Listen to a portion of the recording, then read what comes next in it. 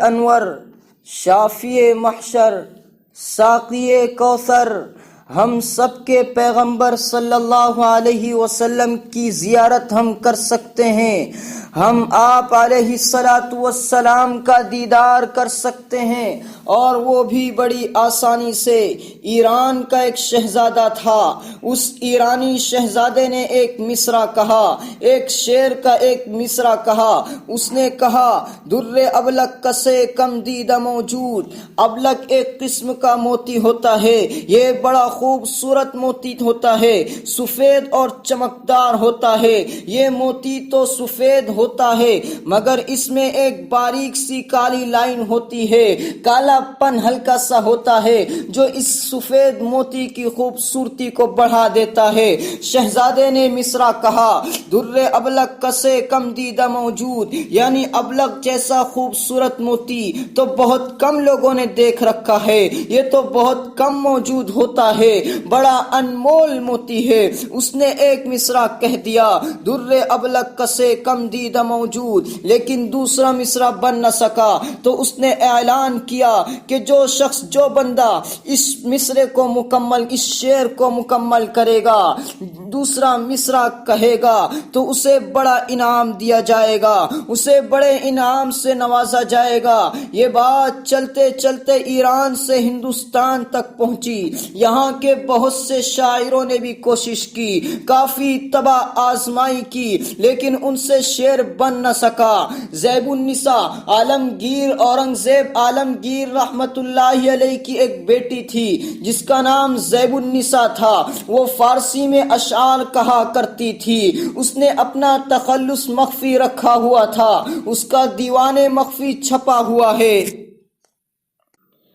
تو زیب النساء مخفی نے اس شعر کو مکمل کر دیا۔ زیب النساء مخفی نے دوسرا مصرع کہہ دیا۔ اس نے کہا، مگر اشک بتاں سرما آلود۔ دراصل ہوا یوں کہ ایک مرتبہ اورنگزیب عالمگیر رحمت اللہ علیہ کی یہ ہونہار بیٹی جو شعر کہنا جانتی تھی، وہ ایک مرتبہ نہا کر نکلی۔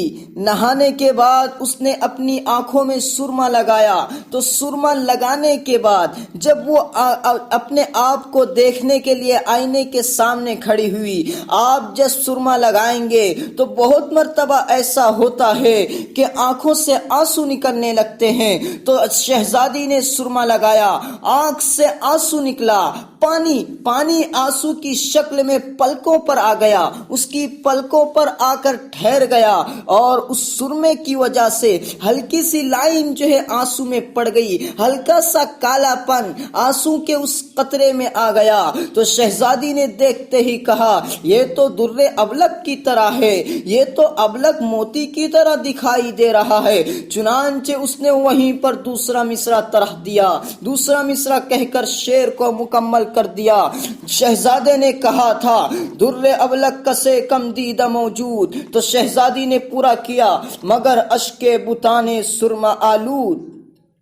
معشوقہ کے آنسو، محبوبہ کے آنسو، وہ آنکھیں، محبوبہ کی آنکھ کے وہ آنسو جس آنکھ میں سرما لگا ہوا ہو، وہ ابلق موتی کی طرح دکھائی دیتا ہے، وہ ابلق موتی کی طرح نظر آتا ہے۔ شہزادی نے دوسرا مصرع کہہ دیا، بڑا چرچا ہوا، دور دور تک بات پہنچی، شہزادے تک بات پہنچی۔ تو شہزادے نے کہا، جس نے یہ شعر کہا ہے اسے ہمارے دربار میں لایا جائے، اسے بڑے انعام سے نوازا جائے گا۔ یہ بات جب اورنگزیب عالمگیر رحمت اللہ علیہ تک پہنچی تو اورنگزیب عالمگیر نے اپنی بیٹی سے کہا، بیٹی میں تجھے کہا کرتا تھا شعر کہنا چھوڑ دے، لیکن تو نے میری بات نہ مانی، آج دیکھ تو نے مجھے مصیبت میں ڈال دیا۔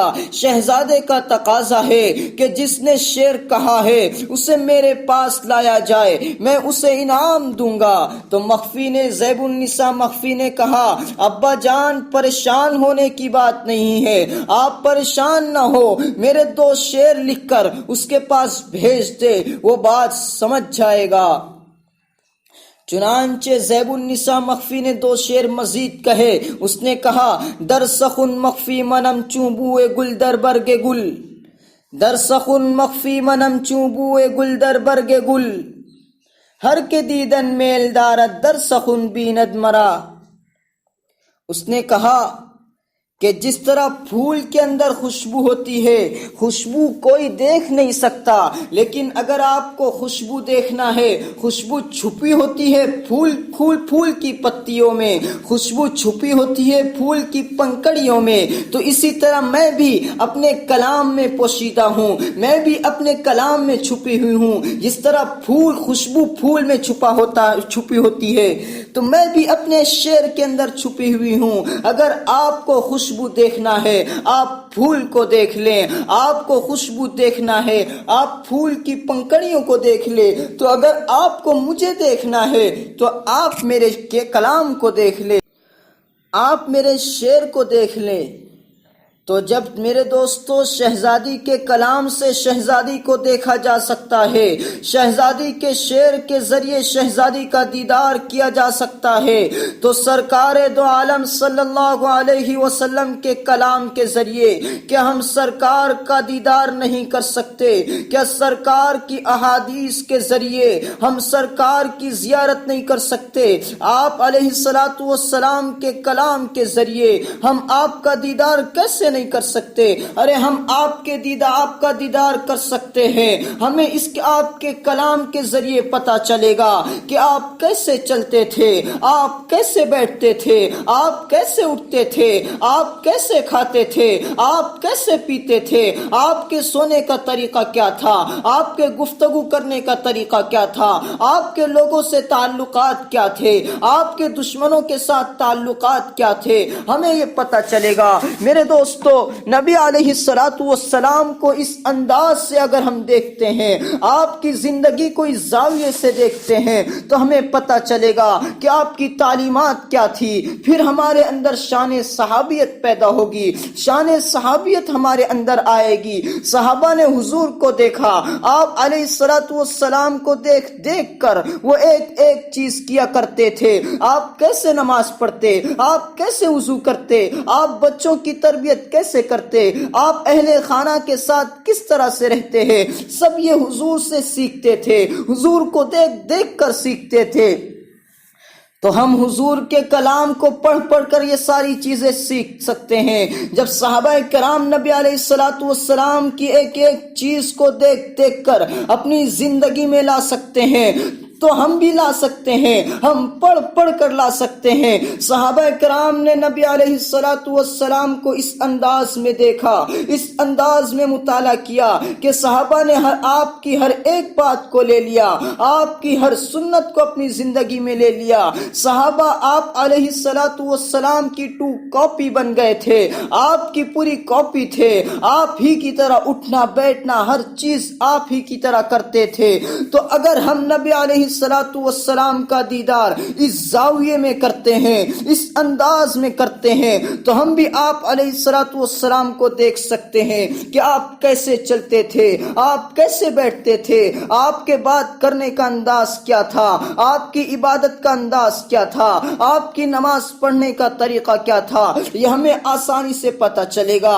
گویا ہم اپنی آنکھوں سے آپ کے کلام کو پڑھ کر ہم اپنی آنکھوں سے اپنی زندگی کو دیکھ سکتے ہیں، تصوری نگاہوں سے دیکھ سکتے ہیں، اور پھر دیکھ کر ہم سنتوں کو اپنی زندگی میں لا سکتے ہیں۔ ہم نبی علیہ الصلوۃ والسلام کی سیرت کا عکس بن سکتے ہیں، ہم بھی نبی علیہ الصلوۃ والسلام کی سیرت کے مطابق زندگی گزارنے والے بن سکتے ہیں، ہم بھی صحابہ کی طرح نبی علیہ الصلوۃ والسلام کی کاپی بن سکتے ہیں۔ میرے دوستو، کہتے ہیں نا کہ فلاں تو فلاں کی کاپی کرتا ہے، وہ فلاں کو فالو کرتا ہے، تو دیکھو تو ذرا اس کی طرح اسٹائل مارتا ہے۔ تو میرے جوانوں، ہم بھی اس زمانے میں فخریہ انداز میں رہ کر نبی علیہ الصلوۃ والسلام کی سنت پر عمل کر سکتے ہیں۔ ارے آپ اسٹائل اپناتے ہیں، اسٹائل مارتے ہیں، ہم بھی اسٹائل ماریں گے۔ آج سے یہ طے کرے کہ ہمارا اسٹائل حضور کی سنت کے مطابق ہوگا، ہم بھی اسٹائل ماریں گے لیکن حضور کے طریقے کے مطابق۔ اور جب ہماری زندگی سنت والے اسٹائل کے مطابق ہوگی تو پھر دونوں جہاں کی کامیابی ملے گی، زندگی میں سکون و چین ملے گا، عافیت نصیب ہوگی۔ نبی اکرم صلی اللہ علیہ وسلم کی سنت کو اپنانے کی ضرورت ہے۔ ضرورت اس بات کی ہے کہ مغربی کلچر کو، مغربی فیشن کو اپنے دروازوں سے نکال کر پھینک دیا جائے۔ ضرورت اس بات کی ہے کہ ہم نے جو مغربی کلچر کو فیشن کی طرح اپنایا ہے اسے اتار دیا جائے اور نبی علیہ الصلوۃ والسلام کی سنت کو فیشن کے طور پر اپنایا جائے۔ آپ علیہ الصلوۃ والسلام کے کپڑے پہننے کا جو انداز تھا اسے ہم فیشن کی طرح اپنائیں۔ آپ کے بال کیسے ہوتے تھے اس طرح بال ہم فیشن کی طرح رکھیں۔ آپ علیہ الصلوۃ والسلام کی بات کرنے کا انداز کیا تھا، ہم بھی وہ انداز فیشن کی طرح اپنائیں اور اس طرح اپنائیں کہ یہ فیشن پوری دنیا میں چل پڑے۔ جس طرح اسلام دشمن عناصر نے، مغربی اہلکاروں نے اسلام کے خلاف سازش کرتے ہوئے اپنے کلچر کو، شیطانی تہذیب کو فیشن کے طور پر دنیا میں پھیلا دیا ہے، تو ضرورت اس بات کی ہے کہ ہم بھی فیشن کے ذریعے، فیشن بنا کر ہر